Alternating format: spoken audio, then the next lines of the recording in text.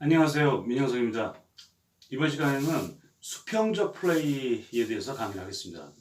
저의 그 전편 비디오 중에 수직적 플레이, 수직적 멜로디에 대해서 강의를 한 게 있었어요.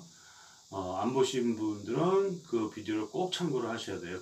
그래야 이 수평적 멜로디에 대해서 이해를 할 수 있습니다. 우선 수평적 멜로디라는 건 뭐냐면은 컴핑이 없으면 멜로디만 들었을 때, 그 단순히 멜로디만 들었을 때 그 코드 진행을 예측할 수 없는 멜로디를 우리가 수평적 멜로디라고 불러요. 다시 말해서 제가 한번 보여드릴게요. 연주를 하는데 어떤 코드 진행인지 한번 상상을 해보세요.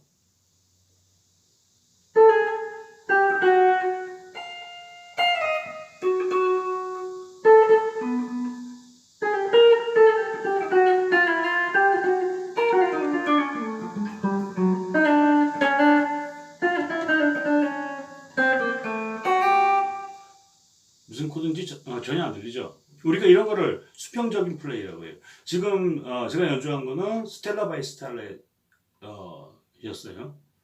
그러면은 요번에 수직적 멜로디를 한번 간단하게 한번 보여드릴 테니까, 지난번에도 설명을 했지만,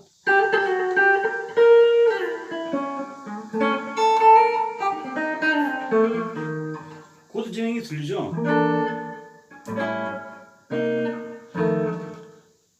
그래서 이게 수평적 멜로디하고 수직적 멜로디의 아주 큰 차이점이에요. 그러면은 아까 그 수평적 멜로디를 이게 임프로비제이션이니까 제가 뭘 쳤는지 기억 안 나지만 거의 기억을 더듬어서 비슷하게 쳐볼게요. 근데 이번에는 컴핑이랑 한번 같이 쳐볼 테니까, 어떻게 쳤는지 제가 기억은 잘 안 나요. 근데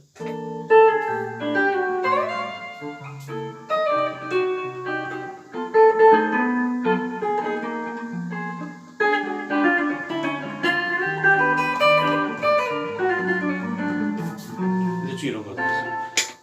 근데 이 수평적 플레이라는 거는 사실상 굉장히 까다로워요.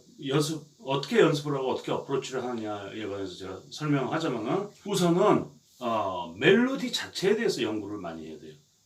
우리가 어떤 멜로디 라인을 만들어낼 수 있는지, 어떤 특정 화성 안에서. 근데 멜로디 라인을 만들어내는 데 있어서 가장 중요한 여러 가지 요소들을 우리가 다 알고 있어야 돼요. 굉장히 많은 요소들을. 그러니까 다시 말해서 스케일을 연주한다는 개념 가지고는 절대로 불가능해요. 수평적 멜로디를 연주한다는 게. 그러면 우리가 가장 기본적인 것부터 한번 생각해보죠. 얘를 스텔라 바이 스텔라이스로 들었으니까, 우리가 지금 이 표에서 보듯이 이 로크랜 내추럴 2에서 플랫 6는 C다. 이게 그냥 한 번에 나와야 돼요. 항상. 그 다음에 A7에서 샵 2는 C다. 또는 반대로 이 로크리안 내추럴 2에서 A는 사도다. 이게 거의 누가 내 이름 물어봤을 때 내 이름 나오듯이 그렇게 완벽하게 체화가 돼 있어야 돼요. 모든 코드에 있어서 스케일, 디그리와 음이름, 요거를 어떻게 연습하냐면, 예를 들어서 내가 지금 스텔라 바이 스텔라를 연습을 하고 있다.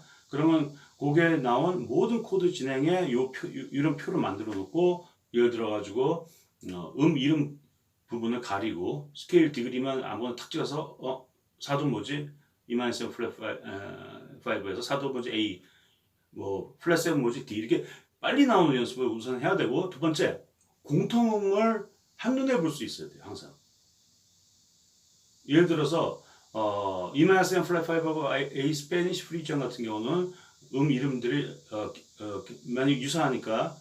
그런데 예를 들어서 A7에서 C-7 갈 때 공통음이 뭐뭐 있을까? 이런 것들이 항상 연습이 돼 있어야 돼요. 그래서 걸어다니면서도 항상 이거를 머릿속에서 계속 악기 없을 때, 악기도 필요 없어요. 이거를 연습을 하고, 그 다음에 항상 어프로치 노트하고 그 다음에 패싱 톤을 어떻게 창의적으로 사용하느냐, 이게 굉장히 중요해요. 그래서 예를 들어 가지고 E-7 플랫 5하고 A7에서 G샵 음은 일반적으로 절대로 칠 수 없는 음이라고 생각해요. 그리고 우리가 패싱톤 그러면은 빨리 지나가는 음으로만 생각하는데 항상 사고에 갇혀 있으면 안 돼요. 음악할 때. 그럼 한번 보여드릴 테니까.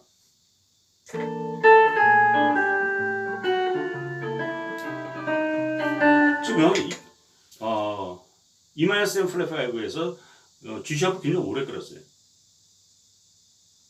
여기서 어마어마한 긴장감이 나오죠. 그 다음에 G를 해결해주고, 그 다음에 C-7 왔을 때도 F에서 E 플랫 갈 때 E를 굉장히 오래 끌었어요.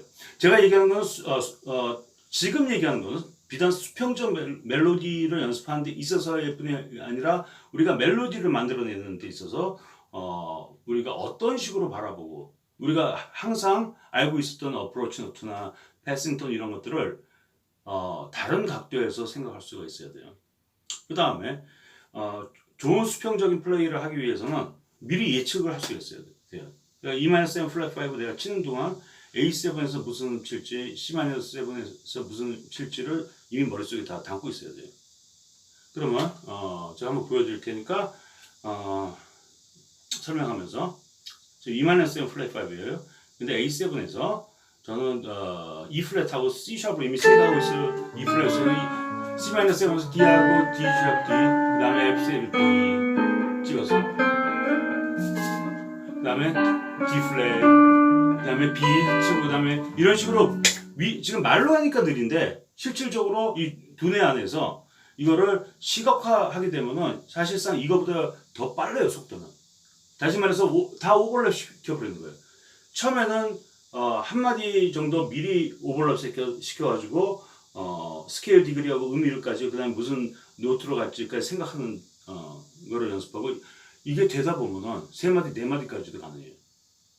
그러면은 제가 다시 한번 보여드릴 테니까, 그러면 네 마디 정도 보면은 이렇게 보여요. 저는 해볼 테니까.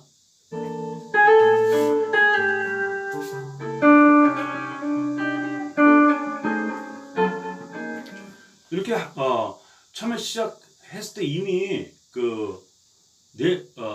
네 마디 정도가 다 오버랩돼서 보이는 연습을 해야 돼요.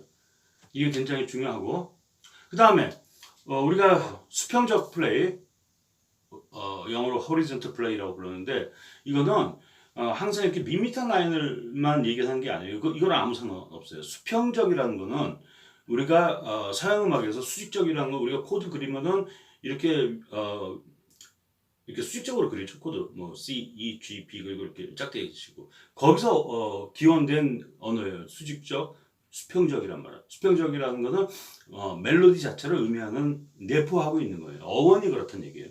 그러면은 수평적 멜로디인데 굉장히 인터벌이 큰 멜로디를 우리가 얼마나 생각할 수 있겠죠?